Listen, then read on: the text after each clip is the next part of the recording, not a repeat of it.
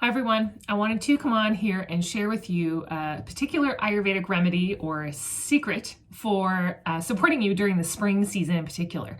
So if you think about the spring season, the classic things that we experience during spring are cold and flu season. And so in the body, how that starts showing up is we feel like we're getting maybe a little more sluggish, a little slower in our thoughts and our movements, our joints might feel a little congested.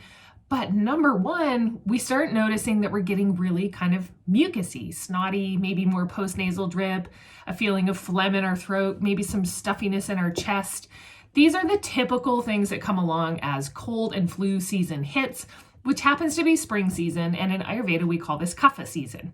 So Kapha is defined by the presence or an increase of the presence of the elements of earth and water.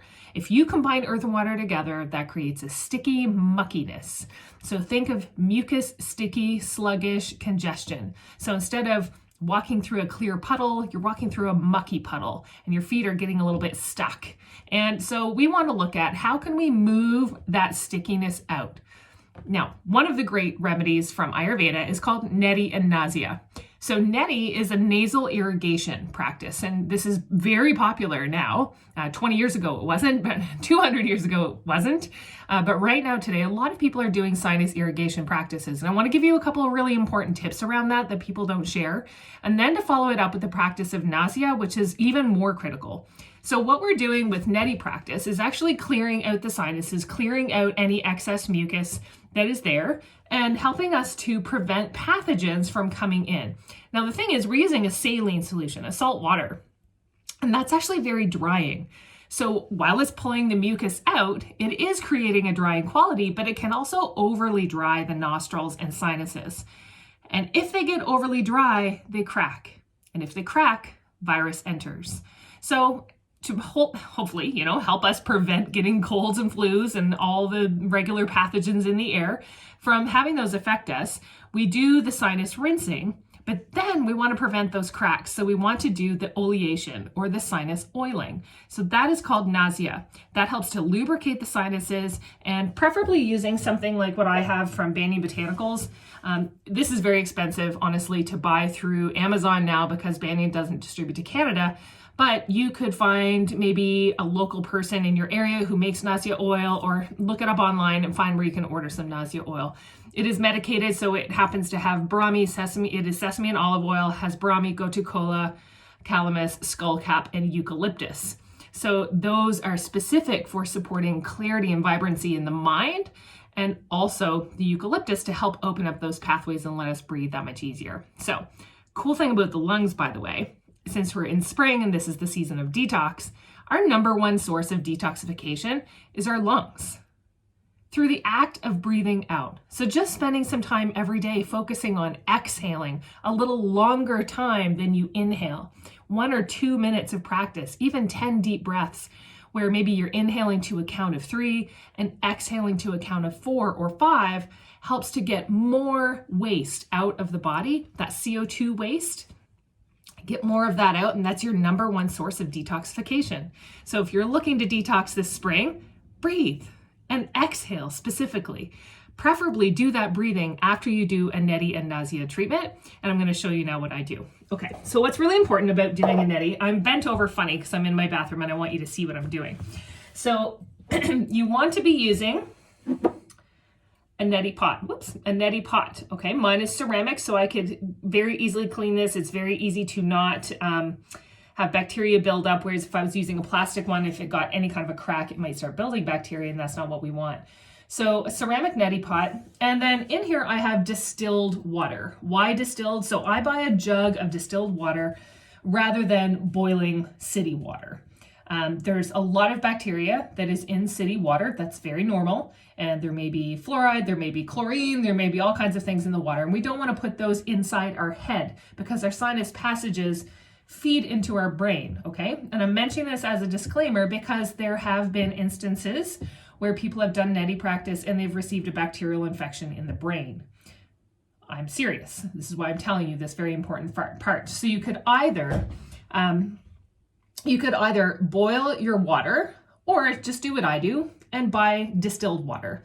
I keep it in a mason jar under my sink, and then what I do is I fill my sink with hot water, and then I sit this in. So it warms up to a room or body temperature. And then I put it into my neti pot. Once it's in there, I add a little pinch of these Ancient Secrets salts. So the key with these salts, as you can see, is they are non-iodized pure salt. If you can't find these in your area, then your next best thing is kosher salt. So you don't want table salt that's been iodized, but a kosher salt works really well. So you take, it's always different for everyone. So if you find it's really burning, one of two things is happening. It's either overly dry, so there's not enough salt, or there's too much salt. So you got to find that perfect balance. So I go with about a 1/4 teaspoon or 3 little pinches of salt in here. I let that sit for a moment so that just dissolves. And now I'm going to do the practice. So I've got my hair pulled back. So what we do is we start with our left nostril, and you place the tip of the neti pot in the left nostril. I have a deviated septum, so it's a little bit scattered. I have to poke around a little bit to find the right place. So you just insert it in the tip of the nostril, and then you tip your head sideways and forward. This is important. So when you start pouring, you're not pouring it down the throat. Head has to be forward, so don't try to look in the mirror and see how cool it is, but head is forward and then to the side. And then as I pour in,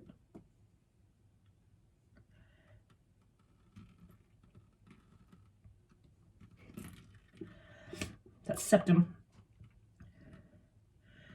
As you pour in, it eventually comes out the other side.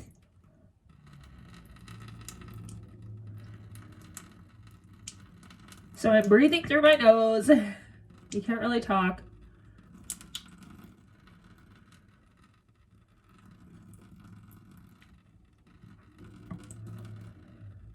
So this is working through all of the sinus cavities. Now I'm going to blow my nose. That's it. Just clear that out. Then I repeat for the other side. Now I go through the right nostril and it will come out the left. Head forward to the side.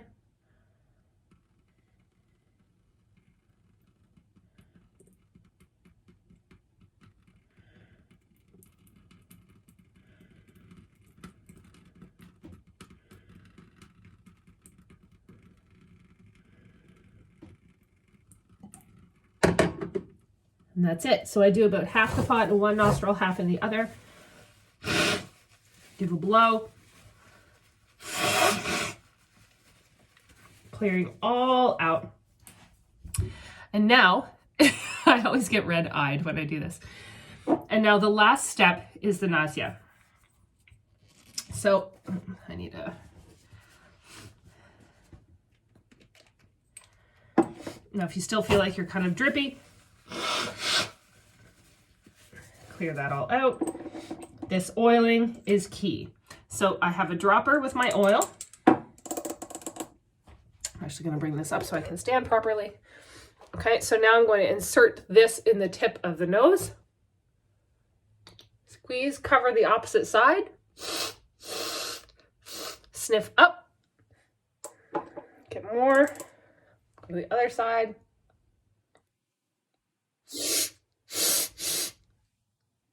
And then I take my fingers and kind of squish around.